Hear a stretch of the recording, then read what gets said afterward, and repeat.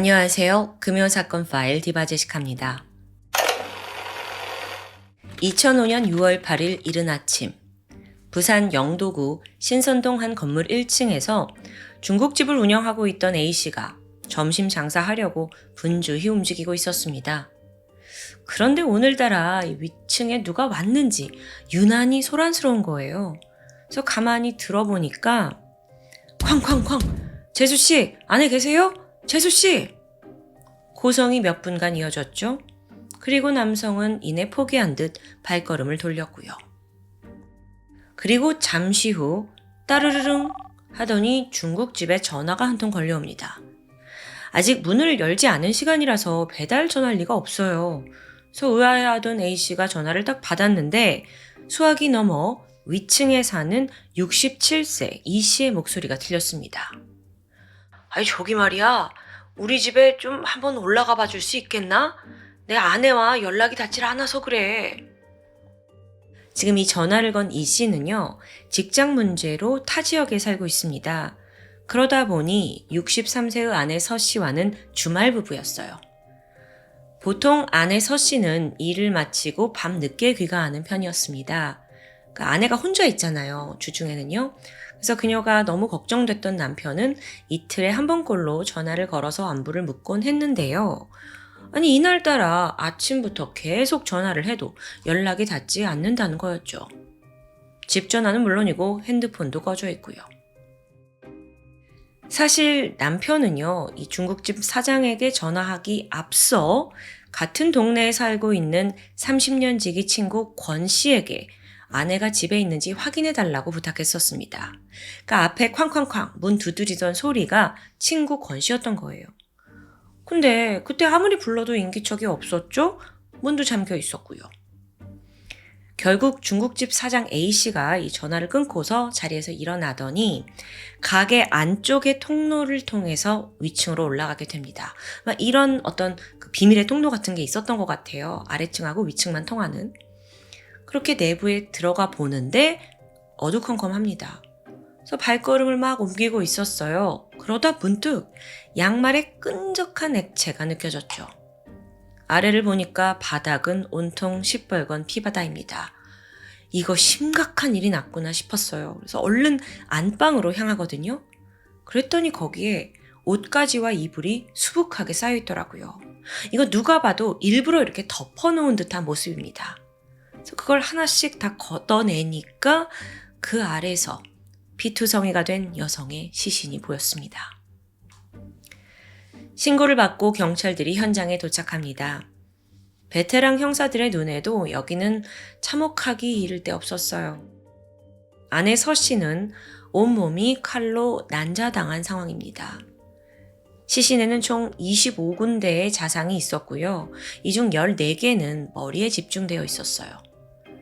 당시 끔찍했던 상황을 보여주듯 방 안 곳곳에 집기류들이 다 흩어져 있더라고요. 그러니까 격렬한 몸싸움이 있었다는 거죠. 실제로 피해자의 팔에서 방어흔이 발견이 돼요. 또 다른 특징이 하나 더 있는데 이 집의 두꺼비 집 그 전원이 차단되어 있었다는 점입니다. 그러니까 이거는 범인이 이 현장이 쉽게 발각되지 않도록 아예 전기를 내려둔 것으로 보여요.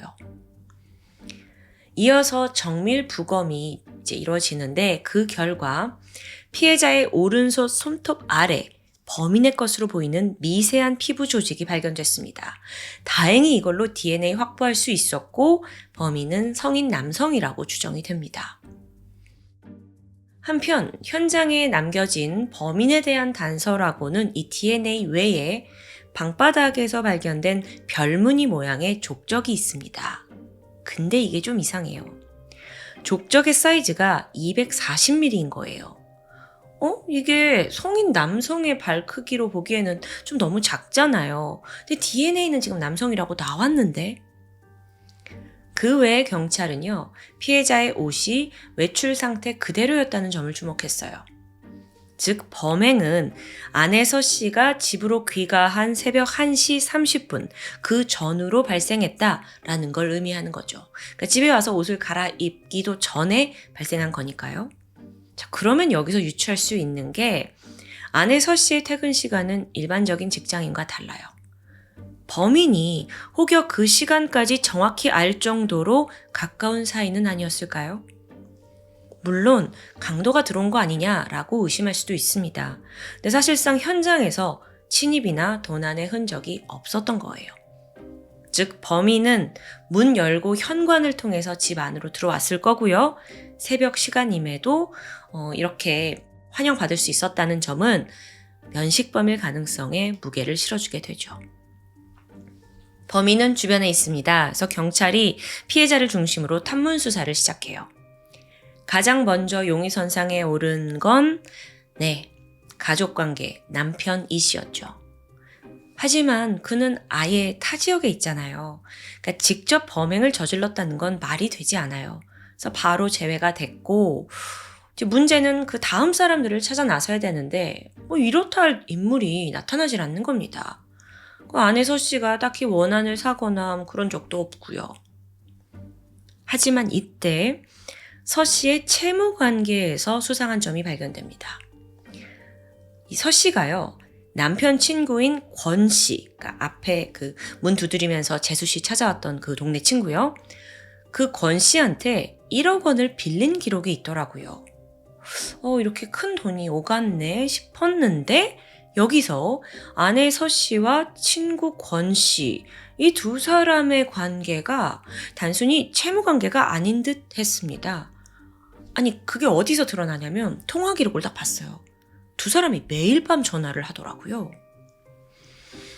그러고 보니까 권 씨라는 사람, 이상할 정도로 이 피해자의 장례식장에서 힘들어했어요. 사실 남편 친구잖아요. 근데 이 죽은 서 씨의 영정사진을 부둥켜 안고 막 대성통곡하고요. 또 장지까지 동행해서 장례를 끝까지 돕습니다. 그러니까 마치 자기 가족인 양 행동을 하는 거예요. 이게 너무 고맙죠. 근데 혹시 수상한 관계는 아니었을까? 이렇게 의심이 짙어지던 가운데 은밀히 경찰에게 피해자의 친구가 다가옵니다. 그래서 그녀가 주변을 연신 두리번거리다가 조용히 경찰한테 말해요. 사실 두 사람 오랫동안 불륜 관계였어요. 네, 그랬던 겁니다. 확인해보니 두 사람은 2000년부터, 그러니까 그 사건이 발생한 시간까지 약 5년 동안 내연 관계를 유지하고 있었습니다. 그렇다면요, 이 권 씨에게도 어떤 살해 동기가 있을 수 있다는 거예요. 바로 참고인 조사 불렀죠. 그랬더니 권 씨가 떨지 않고 아주 침착하게 반응합니다. 범행 추정 시간인 새벽 1시 반, 그때 나는 집에서 자고 있었다는 거예요. 그리고 다음날 오전에 친구가 부탁을 해서 서 씨 집에 찾아간 거다. 그 외에는 내가 더 이상 특별할 게 설명할 게 없다. 라는 식입니다. 실제로 이 사람이 막 집에 찾아온 거 다급하게 찾는 모습 이런 건 다 목격이 됐어요. 근데 문제는 범행 추정 시각의 알리바이였죠. 1시 반에 자긴 집에서 잤다고 하는데 권 씨가 혼자 사는 사람이거든요. 그때 집에서 자고 있었는지 뭘 했는지 그걸 증명할 방법이 없다는 거예요. 이게 사실일까요? 아닐까요? 여기서 잠깐 권 씨가 어떤 사람인지를 좀 살펴볼게요. 외적으로요. 머리카락이 듬성듬성 빠진 60대 노인입니다. 목수일을 하면서 검소하게 살고 있어요. 딱 봤을 때 막 잔인하게 저렇게 사람을 살인해 놓고 아무렇지 않게 막 재수씨 괜찮아요? 하고 막 일상생활 할 정도로 보이지가 않는 거예요. 그리고 거의 칠순을 바라보는 나이에 친구의 아내이자 그렇다면 내연녀가 되는 건데 내연녀를 지금 참혹하게 살해했다? 경찰도 갸우뚱했습니다. 물론 범죄자를 외모만으로는 절대 판단할 수 없지만요. 어쨌든 경찰은 이 사람을 계속 예의주시하면서 조사를 이어갔죠. 아니 그런데 정말 뜻밖의 충격적인 사실이 밝혀집니다. 이 권 씨의 아내가 있어요. 아내 손 씨가 지난 3년간 행방불명된 상태더라고요. 권 씨에 따르면 지난 2002년 10월 28일에 아내가 남편 너 왜 이렇게 계속 도박만 하냐 이 문제로 다투다가 집을 나갔대요. 근데 남편은 그녀를 찾으려는 노력을 전혀 하지 않았고요. 실종된 지 5일이 지나서야 가출 신고를 합니다. 그러고 좀 더 파보니까 이 아내 손 씨라는 사람의 실종에 납득하기 어려운 점이 몇몇 보이더라고요. 손 씨가 남편의 도박에 정말 질령이 난 상태였는데 그렇다 해도 자기 자식, 손자들한테는 각별했어요. 아무리 남편이 미워서 집을 나갔다 하더라도 지난 몇 년간 가족들한테 한 번도 연락을 안 한다? 이상하잖아요. 게다가 그녀의 지갑과 휴대폰, 이런 중요한 소지품은 집에 또 그대로 있더라고요. 이런 와중에 남편 권 씨의 수상한 행적도 드러납니다. 아내가 실종되고 나서 직후에 보험사에 달려간 거예요. 그러면서 가출 혹은 실종자의 생명보험금 수령과 관련해 상담을 받습니다. 실제로 그는 아내 실종 신고 후에 5년 6개월이 지나면 4천만 원가량의 실종보험금을 받을 수 있대요. 그러면서 또 아내 이름으로 보험회사 4곳에 상해보험, 암보험을 들었고요. 이후 2년 반 동안 매달 20만 원씩 보험료를 계속 납입해 온 거예요. 정말 이상하죠. 권 씨가 목수였거든요. 경제적으로 엄청 넉넉한 상황이 아닌데도 불구하고 실종된 아내의 보험료를 매달 꼬박꼬박 낸다? 경찰의 의심을 사기 충분했습니다. 자, 조금만 정리해보면 이 권 씨라는 사람을 중심으로 아내 손 씨는 실종됐고 내연녀 서 씨는 살해당했어요. 이게 분명 일반적인 일은 아니죠. 그래서 경찰이 다시 한번 권 씨를 소환해서 은밀히 그의 반응을 살피기 시작해요. 숨기는 게 있다면 필시 수상한 행동이나 불안한 눈빛을 보낼 테니까요. 그래서 경찰이 권 씨에게 질문을 하거든요. 잘 오셨고요. 오늘은 그 피해자 서 씨 때문이 아니고요. 보니까 아내분이 실종 상태시더라고요. 두 분 관계가 어떠셨어요? 여기에 권 씨가 자기 예상과 다른 이야기가 나오자 크게 동요하는 듯 했습니다. 우리 부부 사이 괜찮았다. 별 문제 없었다라고 말했지만 막 눈빛이 흔들려요. 그래서 형사가 계속해서 그를 떠봤죠. 근데 주변 사람들이 말하기를 두 분이 자주 싸웠다고 하던데요. 그리고 부인이 가출하실 때 지갑이랑 휴대폰은 왜 두고 가셨을까요? 이런 질문이 이어졌어요. 그러자 권 씨가 점점 당황한 기색을 감추지 못합니다. 이때 형사님이 기지를 발휘해서 물이 담긴 종이컵 하나를 물 좀 드세요. 그래서 건네게 돼요. 그래서 권 씨가 그걸 딱 받아드는데 손이 바들바들바들 떨리고 있었죠. 지금 정황상 이 사람이 이 두 여성의 죽음에 연관된 게 분명합니다. 근데 문제는 증거가 없어요. 그래서 일단 경찰은 권 씨 DNA를 채취해서 국과수에 보내요. 그 결과 죽은 서 씨의 손톱에서 발견된 DNA와 권 씨의 DNA가 정확히 일치했습니다. 자, 그러면 이게 해결이 되는 걸까? 아니요, 부족해요. DNA는 두 사람 사이에 몸싸움이 있었다. 그러다 손톱에 들어간 거다. 라고 하면 돼요. 살인을 밝혀낼 순 없는 거죠. 잡아떼면 소용없는 거고요. 결국 경찰은 권 씨를 좀 더 구슬려서 자백을 이끌어내기로 방향을 바꾸게 돼요. 여기서 그가 독실한 불교 신자라는 점을 이용했죠. 뭐라고 하냐면 당신 이대로 자백을 하지 않고 자기 업을 풀지 않으면 저승에 가서도 너 고통받을 거다. 동시에 자식들에게 떳떳한 아버지가 되라는 게 그 불교의 가르침 아니냐 막 이런 식으로 이제 회유를 했어요. 결국 이런 설득이 몇 시간 이어졌고 권 씨는 체념한 듯 진실을 털어놓기 시작합니다. 우선 앞서 시작한 스토리 그 서 씨 이야기를 해볼게요. 두 사람의 불륜이 시작된 2000년부터 약 4년 넘게 권 씨는 그녀에게 매달 용돈을 주었다고 합니다. 심지어 2003년에는 1억 원을 빌려주기까지 했죠. 그래서 아까 채무관계가 있었던 거고요. 그런데 2004년 하반기부터 이 권 씨, 남자 쪽 상황이 좀 어려워졌어요. 일거리가 끊기고 차도 가압류당하고 또 이 와중에 권 씨의 아들 사업에 실패하면서 급전이 필요하다고 연락이 옵니다. 결국 그는 내연녀 서 씨에게 야, 내가 준 1억 중에 그 돈의 일부라도 좀 갚아달라 라고 절박하게 사정을 하게 되는데 여기서 서 씨는 나도 그 돈 급한데 썼다 라면서 좀 더 기다려달라 거부합니다. 근데 그녀의 태도가 점점 싸늘해져요. 자꾸 보채지 말라 라면서 귀찮아하기도 하고요. 그러던 2005년 5월 중순, 만난 지 5년째 됐는데 두 사람의 갈등이 극에 달해요. 권 씨가 제발 내 돈 돌려달라 애원하는데도 서 씨가 완강한 거예요. 그러니까 권 씨는 좀 화가 나고 배신감이 들잖아요. 그래서 어느 날 서 씨의 뺨을 때리게 되거든요. 그러자 서 씨가 비웃으며 말해요. 네가 날 때려? 야, 너 네 마누라도 이런 식으로 때렸냐? 자, 이 말에 권 씨가 순간 바짝 긴장합니다. 또 섬뜩함이 들었어요. 그리고 혼자 막 생각을 하죠. 혹시 이 여자 내가 아내 어떻게 한 거 알고 있는 거 아니야? 만약 그렇다면 내 돈 1억도 못 받고 내 범행도 다 발각될 텐데. 결국 여기서 그는 서 씨를 죽여서 후안을 없애기로 마음먹습니다. 그러니까 사실 서 씨는 그냥 때렸으니까 좀 자기가 기분 나빠서 마누라, 와이프 이야기를 꺼낸 것 같은데 도둑이 재발 저린다고 권 씨가 여기에 이제 긴장한 거죠.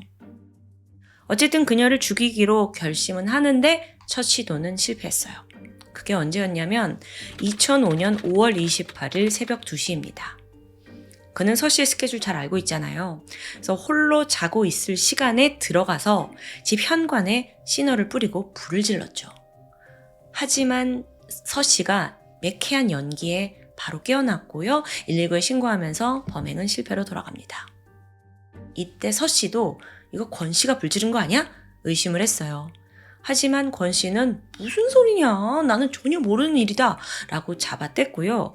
또 의심을 피하기 위해서 일부러 내가 그 집수리 다 도와주겠다 라고 친절히 제안하기도 해요. 그로부터 10일이 지난 6월 8일입니다. 권 씨는 다시 계획을 실행에 옮겼죠. 새벽 1시쯤 퇴근하고 집에 오는 서 씨를 집 앞에서 기다리고 있었어요. 가슴속에는 칼을 품고 있었죠. 그녀와 딱 맞닥뜨렸고 정말 마지막으로 너 내 돈 중에 일단 500만 원이라도 먼저 갚아달라 라고 요구를 해요. 근데 서 씨가 이제 퇴근하고 와서 피곤했는지 우선 좀 자고 내일 얘기를 하자 라고 대화를 피하게 됩니다. 같이 들어갔어요. 그렇게. 그리고 새벽 2시 그녀가 잠에 들자 권 씨는 품에 숨겨둔 칼을 꺼내 들고 온몸을 찔렀던 겁니다. 이때 서 씨가 저항을 하면서 권 씨 팔뚝 잡았고 그때 범인의 피부 조직이 손톱 밑에 남게 된 건데요. 잠시 후 서 씨의 숨이 멎었어요. 그러자 범인은 치밀하게 흔적을 은폐하기 시작합니다. 우선 수사에 혼선을 주기 위해서 자기 발보다 작은 240mm 사이즈의 신발을 신고 일부러 여기저기 족적을 남긴 거예요. 그리고 피 묻은 옷까지 칼 챙겨서 이건 야산에 유기했고요. 피 묻은 장갑 같은 경우에는 가위로 다 잘게 찢어가지고 변기에 버렸고요. 그렇게 흔적을 다 없애버렸죠. 다음날 아침이 밝았습니다. 알리바이를 생각한 거예요. 그래서 일부러 아침 일찍 구청에 갑니다. 그래서 막 개인 용무를 봐요. 그러면 서류를 뗀 시간이 거기 딱 남잖아요. 그걸 이제 조작하려는 거였죠. 그러다가 이 서 씨, 죽은 서 씨의 남편이자 자기 친구인 이 씨가 연락이 안 된다. 우리 집에 좀 가봐달라. 전화가 왔습니다. 그래서 범인이 또 태연히 그 집에 가서 그 안에 어떤 일이 벌어졌는지 다 알고 있으면서도 문을 두드리면서 재수 씨 계세요? 이런 연기를 했던 거죠. 사실 이때 목소리를 굉장히 크게 냈다고 해요. 그러니까 밑에 집에 있는 사람들도 다 들었고요. 그것 또한 의도적이었습니다. 자, 이렇게 전말이 밝혀지는데 이거 아직 끝은 아니죠. 앞서 실종된 아내 손 씨 사건이 남아 있습니다. 범인 권 씨는 끝까지 아내 가출은 자기와 상관없는 일이다 라고 강하게 부인을 하는데 이 또한 경찰의 끈질긴 신문 끝에 무너지고 말았죠. 그리고 권 씨가 내뱉은 말은 제 아내 시신은요 우리 집 바닥에 있습니다. 네? 지난 3년이라는 시간 동안 집 안에다가 시신을 보관했다는 거예요. 그래서 경찰이 곧장 부산 영도에 있는 집으로 향했죠. 안방과 거실 쪽 콘크리트 바닥 다 뜯어냈습니다. 그러자 너무 충격적인 현장이 펼쳐져요. 아내 손 씨의 머리는 안방에 있었고요. 몸통은 토막난 채 거실에 묻혀 있더라고요. 자, 도대체 무슨 일이 있었던 건가? 그녀가 실종된 2002년 10월 28일, 권 씨의 집 뒤편에 있는 목공소에서 그는 아내와 말다툼을 벌입니다. 평소에도 남편의 도박 문제로 갈등이 잦았는데 이날은 유독 좀 격렬했어요. 그러니까 아내가 막 남편을 비난하면서 폭언을 쏟아냈죠. 우리가 이렇게 찢어지게 사는 거는 다 네가 무능력해서다. 이 말이 화근이었습니다. 가장으로서 자신을 깎아내리는 말에 참을 수 없었던 거예요. 그는 치미는 분노에 이성을 잃더니 결국 아내에게 달려들었고 그녀를 목졸라 살해합니다. 이후 권 씨는 완전 범죄를 계획했어요. 먼저 시신을 방수지로 감쌌고요. 안방 구들장 밑에다가 안매장해요. 그리고 5일 지나서 가출 신고했고요. 그런데 시신이 부패하면서 냄새가 퍼져가잖아요. 그러니까 더 완벽하게 이걸 어떻게 은폐하지 고민하게 됩니다.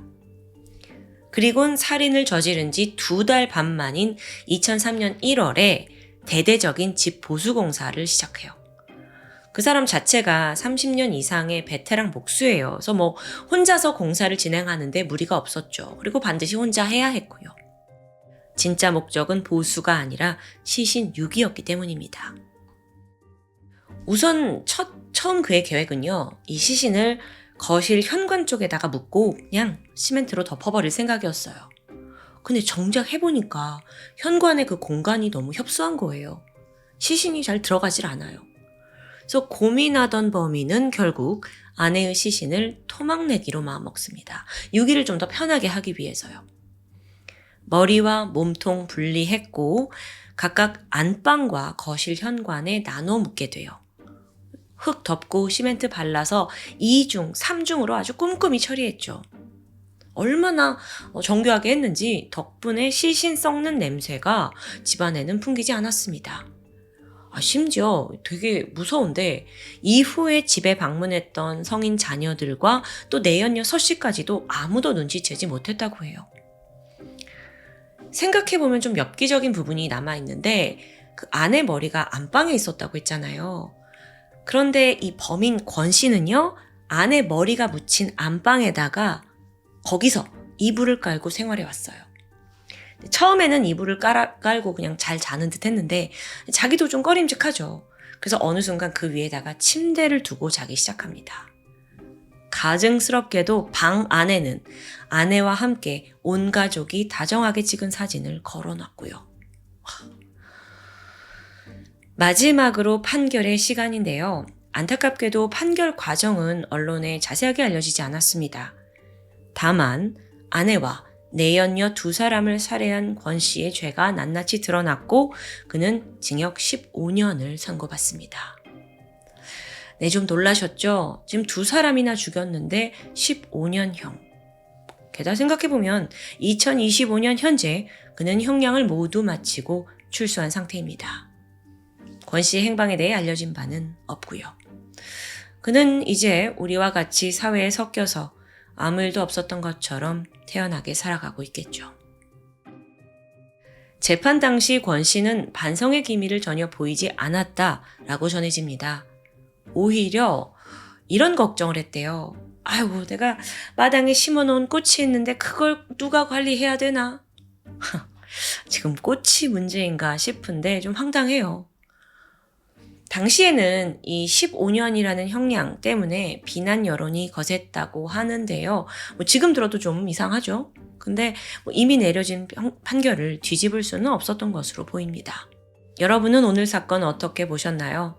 맨 처음 등장한 권 씨가 결국 끝에 이렇게 잔인무도한 살인마일 거라고 상상은 하셨나요? 여러분의 의견 편안하게 댓글로 남겨주세요. 지금까지 금요사건 파일 디바제시카였습니다. 안녕하세요. 금요사건 파일 디바제시카입니다. 2014년 4월 13일 경기도 파주경찰서에 실종신고가 접수됩니다. 이 신고를 한 사람은 실종자의 사위였는데 이틀 전부터 저희 장인어른과 연락이 안 돼요. 사라진 이는 당시 72살의 성씨. 특이점이 있다면 그는 일대에서 소문이 자자한 자산가였습니다. 보유한 현금도 넉넉했고요. 본인 명의의 토지와 건물도 여러 채 가지고 있고요. 그런 사람이 실종이 됐다는 건 일단 금품갈취가 목적일 가능성이 높죠. 조사를 시작한 경찰은 우선 성 씨가 사는 파주의 자택으로 찾아갔습니다. 집안 곳곳을 샅샅이 수색했어요. 하지만 여기서 특이하게 사라진 금품은 없는 것 같아요. 하지만 이상한 점은 있었죠? 이 성 씨가 자기 집 곳곳에다가 CCTV를 설치해뒀거든요.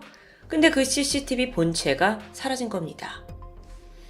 이후 경찰은 마지막으로 성 씨의 휴대폰 신호가 잡힌 장소를 추적하는데 보니까 거긴 파주에 있는 한 아파트 단지였습니다. 가서 주변 이웃들을 상대로 탐문 조사를 벌였죠. 그러자 머지않아 의미심장한 진술이 나오는데 바로 이 아파트에 성 씨와 밀접한 관계에 있었던 64살의 여성 배 씨가 거주한다는 정보입니다. 알고 보니 두 사람이 꽤 오랜 기간 내연 관계인 게 밝혀져요. 경찰은 즉각 배 씨의 집을 찾았습니다. 띵동. 경찰을 마주한 배 씨. 근데 그녀의 반응이 일반적이지 않았습니다. 보통 갑자기 이렇게 형사들이 집에 들이닥치면 놀라거나 당황스러워하잖아요. 그런데 안에 있던 배 씨가 너무도 태연하게 무슨 일이세요? 영장 있어요? 없으면 문 못 열어요.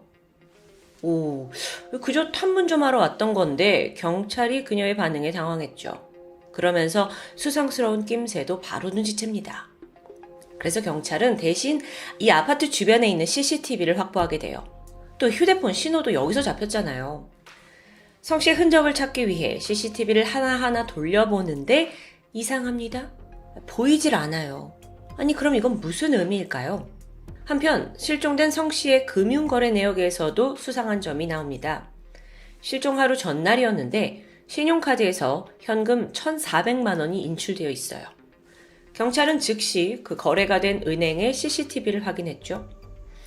놀랍게도 현금을 찾은 사람은 성 씨가 아니었습니다. 대신에 20대로 추정되는 웬 젊은 여성이에요. 이 여자가 성 씨의 카드로 현금을 인출했고 그중에 600만 원을 자신의 계좌에 또 송금한 게 확인되죠. 아니 이러면 기록이 남아있겠죠? 그래서 추적을 해보니 계좌의 소유주는 22살의 여성 A씨. 그런데요, 이 여성이 송금을 한 직후에 바로 해외로 나간 상태예요. 그래도 비행기표를 왕복으로 끊어놨더라고요. 그럼 도주는 아니고 여행? 이런 개인적인 목적인 것 같죠. 이 사건 정말 뭔가 알 수 없게 흘러가고 있어요. 그래서 본능적으로 경찰은 성 씨의 실종 사건이 강력범죄와 연관이 있다고 파악을 합니다. 그래서 다시 한번 그 내연녀 배 씨의 아파트 부근 CCTV에 희망을 걸고 꼼꼼히 살펴보게 돼요. 그러자 초반에는 발견하지 못했던 장면이 포착됩니다. 이게 뭐였냐면 건장한 체격의 남성 3명이 차에서 내리더니 커다란 여행 가방을 힘겹게 옮기고 있는 모습이었죠. 그들이 그 가방을 낑낑 대고 가지고 엘리베이터를 타서 올라간 곳은 바로 배 씨가 살던 층이었고요. 그럼 그 가방은요? 여전히 배 씨의 집에 있다는 거잖아요. 확신이 든 경찰은 드디어 영장을 발부받았고 즉각 배 씨의 집 안으로 들어갑니다. 그녀는 50평 규모의 꽤 큰 아파트에 살고 있었습니다. 들어가 보니까 온갖 명품과 사치품들로 가득 차서 발 디딜 틈이 없을 정도였고요. 경찰이 이곳저곳 살피는데 결정적으로 안방에서 실종된 성 씨의 운전면허증과 신용카드 3장이 발견됩니다. 4월 22일 경찰은 배 씨를 납치 사건의 유력한 용의자로 보고 검거했어요. 그 조사가 시작되지만 배 씨는 내내 묵비권만 고수합니다. 말을 하지 않아요. 그런데 그 사이 다행히도 이 CCTV에 포착됐던 수상한 차량의 번호가 확인됐죠. 이게 렌트카였는데 빌린 사람을 추적해보니 그러다 그 여행 가방을 옮긴 남성 중 한 명의 신원이 드러나게 됩니다. 심지어 그의 개인 차량에는 성 씨를 납치할 때 사용된 것으로 추정되는 청테이프와 노끈도 나오고요. 뿐만 아니라 성 씨 집에서 사라졌던 그 CCTV의 본체까지도 거기서 발견됩니다. 자, 이건 이 무리가 성 씨를 납치했다는 명백한 증거겠죠. 사건 당일인 4월 11일 아침 이 무리는 성 씨가 살던 집 주차장에서 그를 납치한 사실을 자백했습니다. 이후 가방에 넣어서 배 씨 집으로 데려갔죠. 성 씨는 이 배 씨의 집 안방에 감금이 됐다는데 여기서 이 사건에 관련된 사람이 한둘이 아니라는 게 또 밝혀져요. 납치범들에 따르면 자기들은 그냥 가방에 넣어서 배 씨네 집에 갖다 줬을 뿐이고 그 감금된 성 씨를 감시하는 또 다른 남성들이 그 집에 있었다는 거예요. 와, 이거 도대체 몇 명이 연루된 거예요? 그렇게 경찰이 하나하나 파악한 결과 총 가담한 이들의 인원은 무려 10명입니다. 그 앞서 납치범 3명은 심부름센터 직원이었거든요. 그 밖에 유흥업소 직원, 불법 개인 콜택시 운영자까지 주로 음지에서 활동하는 전과자들이 관련되어 있었죠. 이 사람들을 다 섭외한 거예요. 자, 이 사건의 중심에 있는 용의자 배 씨는 여전히 혐의를 강력히 부인합니다. 그러다가 지금 납치범 나오죠. 감시한 사람들 나오죠. 줄줄이 공범들이 잡혔다는 얘기가 들려오자 결국 체념하고 말아요. 그리고 검거 이틀 만에 범행 사실을 일체 자백합니다. 근데 여기서 제일 중요한 거, 그걸 경찰이 물었죠. 아니, 성씨 지금 어디 있습니까? 그녀는 심부름센터 직원인 김씨와 함께 이 실종자 성씨를 강남에 있는 서울 한 오피스텔로 옮겼다고 말했어요. 그것도 실종신고 바로 다음 날인 4월 14일 날 그랬대요. 이 말인즉슨 경찰이 처음 배 씨 집에 찾아갔을 때 막 영장 가져오라고 문 안 열어주던 그날 집 안에 성 씨가 아직 감금되어 있었다는 거죠. 이게 코앞에서 놓친 꼴이 되었는데요. 어쨌든 지금 중요한 건 성 씨의 생사 여부입니다. 경찰이 바로 그 강남 오피스텔로 출동했어요. 근데 내부에 들어가서 아무리 찾아봐도 성 씨가 없습니다. 분명 여기로 옮겼다고 했는데 근데 순간 이 집안에 낯선 장면이 포착되었죠. 그건 바로 시멘트였습니다. 방 한 구석에 이 집안에 있어서는 안 될 굉장히 어색한 모양의 시멘트 구조물이 보여요. 게다가 거기서 악취도 풍겼고요. 심지어 바닥을 보니까 검붉은 자국까지 얼룩져 있는 상태입니다. 이거 불길하죠. 수사팀이 급히 시멘트를 부셨고 안에서는 새까만 숯덩어리가 먼저 나옵니다. 그 숯을 다 치워내자 그토록 찾던 성 씨가 모습을 드러내는데 안타깝게도 이미 사망한 뒤였습니다. 당시 시신은 커다란 비닐에 쌓여 있었어요. 그리고 목이 졸린 흔적이 보였죠. 바닥에 있던 그 검붉은 자국은 시신에서 흘러나온 부패액이었습니다. 이 사건 즉각 실종해서 강력사건으로 전환이 되는데 일단 누가 죽인 걸까요? 우선 공범으로 잡힌 남성들은 우리는 납치만 한 거지 결코 죽인 건 아니에요 라면서 살인 혐의를 강하게 부인했습니다. 그리고 CCTV 분석 결과 이들의 말은 사실이에요. 남성들이 성 씨가 들어있는 가방만 이 오피스텔에 옮겨다 놓은 뒤에 그냥 빠져나가는 장면이 다 확인됐거든요. 그럼 이제 경찰의 모든 화살은 배 씨에게 향하겠죠? 그리고 그녀 또한 말합니다. 네, 나 혼자 살인을 한 거예요. 하지만 과연 이 말이 사실일까요? 아직 우리가 파악하지 않은 공범 한 명이 더 있습니다. 바로 성씨 카드에서 돈을 인출한 뒤에 자신의 계좌로 옮기고 나서 해외로 나간 20대 여성 A씨. 자, 이 여자 사건에 깊이 관여되어 있어요. 그게 왜 그러냐면 검거된 남성들이 다 말을 하길 자기들은 애초부터 이 용의자 배씨가 아니라 A씨에게 고용된 것이라고 진술했거든요. 이게 어떤 방식이었냐면요. A씨가 SNS에다가 덩치 크고 힘 좋은 남자들을 모집합니다 라는 공고를 올렸습니다. 심부름센터 직원이던 김씨가 이걸 보고 지원한 거고요. A씨가 이때 뭘 요청했냐면 돈 많은 노인이 한 명 있는데요. 당신들이 납치해주면 큰 돈을 나눠줄게요. 이런 제안이었죠. 이 밖에 공범으로 가담했던 유흥업소 직원들은 A씨와 원래부터 개인적으로 친분이 있던 사이였어요. 심지어 그 성씨의 시신이 있던 오피스텔의 계약자 역시 A씨였고요. 자, 이제 A씨를 검거해야겠죠. 경찰은 그녀의 비행기표에 적힌 귀국 전날부터 공항에서 몰래 잠복하기 시작합니다. 그리고 마침내 한국에 도착한 A씨를 체포한 데 성공해요. A씨, 그녀는 순순히 범행을 자백했습니다. 그리고 여기서 더 놀라운 사실이 드러나는데 앞서 검거된 그 내연녀 배씨와 A씨, 이 두 사람은 다름 아닌 모녀 관계였던 겁니다. 모녀요. 정확하게 말하면 과거에 배씨가 또 다른 내연 관계에 있었던 남성 사이에서 낳은 딸이 A씨예요. 근데 이게 사실 서류상에서는 드러나지 않았거든요. 그래서 경찰 또한 수사 초기에는 이 두 사람의 관계를 정확히 파악하지 못했고요. 와, 그럼 지금 이게 모녀가 합심해서 이 살인극을 벌였다는 건데요. 그렇게 드러난 사건의 전말은 다음과 같습니다. 사망한 성 씨와 이 배 씨의 내연 관계는 9년 전인 2005년으로 거슬러 올라갑니다. 당시 배 씨가 서울의 한 상가에서 장사를 하고 있었어요. 그러다 같은 상가에서 가게를 하던 성 씨를 알게 된 거죠. 그때 피해자 성 씨는 가정이 있는 유부남이었어요. 배 씨는 남편 없이 딸 A 씨를 홀로 키우고 있었고요. 이후 내연 기간이 이어졌고 성 씨는 이 배 씨와 그녀의 딸 A 씨를 가족처럼 돌봐주기 시작합니다.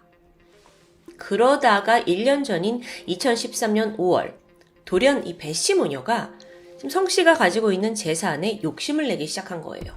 자산가잖아요. 그러면서 꾀를 내는데 내 딸 친할아버지가 미국에 살아요. 근데 곧 수십억 대의 재산을 내 딸이 상속받을 거거든. 근데 이 돈이 너무 커가지고 아버지 같은 당신이 좀 법정 대리인이 되어줄래요? 이런 스토리였어요. 성 씨가 여기에 속아 넘어갔고요. 모녀는 법정 대리인을 변경하는 작업을 하기 위해서는 돈이 필요하다면서 수시로 성 씨에게 금품을 요구합니다. 추후에 상속을 받게 되면 빌린 돈 다 갚겠다면서 하나씩 가져간 거죠. 그렇게 성 씨에게 뜯어낸 돈이 무려 5억 원 가량. 하지만 모녀는 여기서 만족하지 않았습니다. 금액이 점점 불어가요.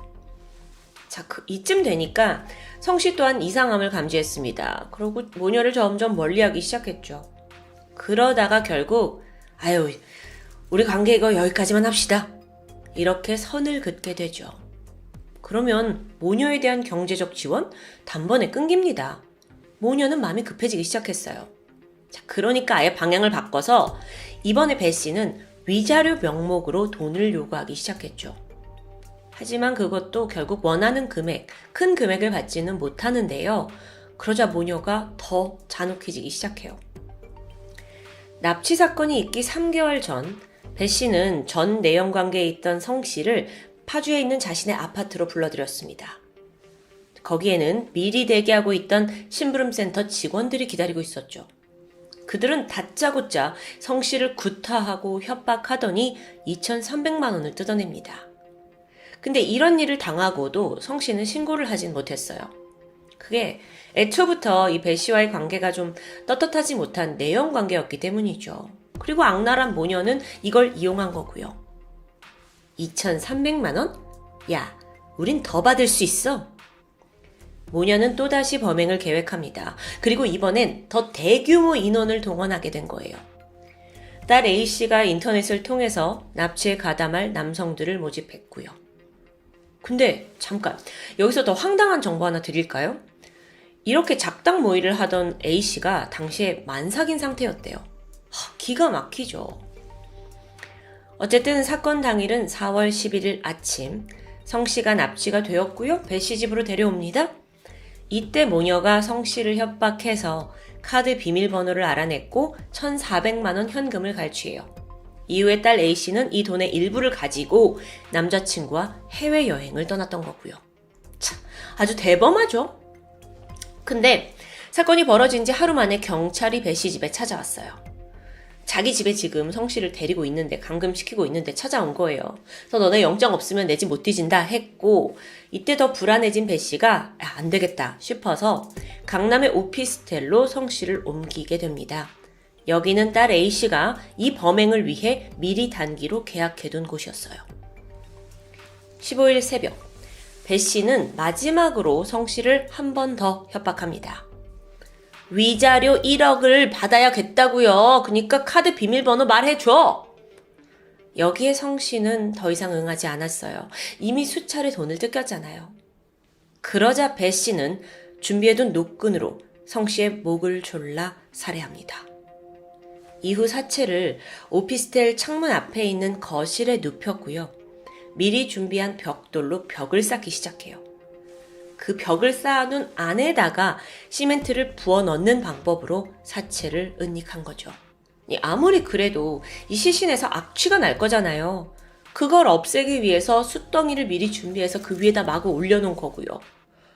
이 모든 걸 다 준비해놨다는 게 너무 치밀해 보이죠? 자, 주동자는 이 범인 모녀, 또 거기에 가담한 10명의 남성들까지 줄줄이 체포되었습니다. 배 씨에게는 강도살인, 특수강도사기, 사체 은닉까지 오만 혐의가 다 적용이 됐고요.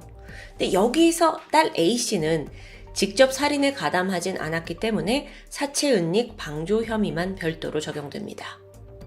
아니, 그런데 여러분, 이 재판이 결코 녹록치 않았어요. 배 씨가 뭐라고 하냐면 자기가 이 피해자 성 씨와 교제했던 수년간의 기간 동안 사실 성노예로 살았다는 거예요. 앞서 성 씨가 이게 건네준 5억 원 역시 자발적으로 준 거래요. 위로금 명목으로.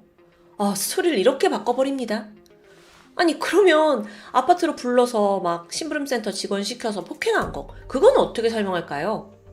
그거는 심부름센터 직원들이 이 사람이 돈 많은 할배라고 하니까 갑자기 강도로 돌변해서 저지른 일이라고 말합니다.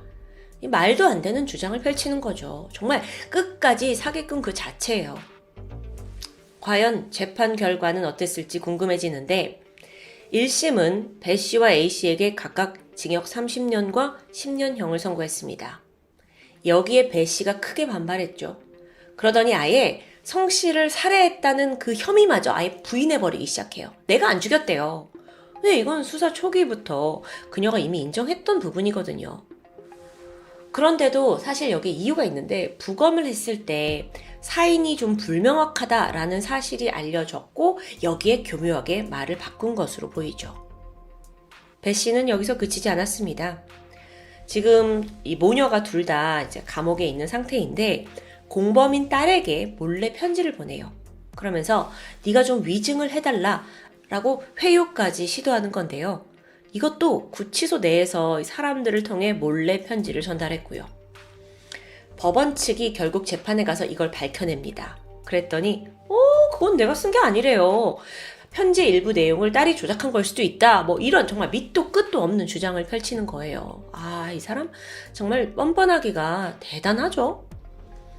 이 과정에서 딸 A씨는 자신의 엄마와 무슨 진실 게임을 하게 되는 아이러니한 상황에 직면합니다. 정말 자기 엄마인데도 불구하고 아마 혀를 내둘렀을 거예요.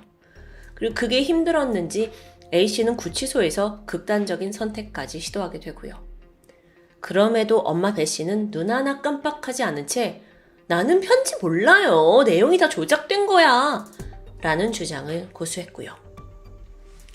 그러고 보니까 이 배씨라는 여성에게는 오랫동안 내연관계였던 성씨도 또 딸 A씨도 전혀 중요한 사람이 아니었어요. 가장 중요한 건 그저 돈이었죠. 결국 모든 재판이 끝나고 배씨에게는 징역 30년, 딸 A씨에게는 징역 10년이 확정됩니다. 또한 범행을 공모했던 그 심부름센터 직원, 일당들은 각각 징역 7년과 4년을 선고받으면서 이 사건은 마무리됩니다. 자신의 욕망을 채우기 위해서 정말 물불을 가리지 않고 달려든 악인. 오늘 사건은 과연 인간의 욕심이 어디까지 추악해질 수 있는지 이런 깊은 생각이 드는 참 씁쓸한 사건이었던 것 같습니다. 지금까지 금요사건 파일 디바제시카입니다.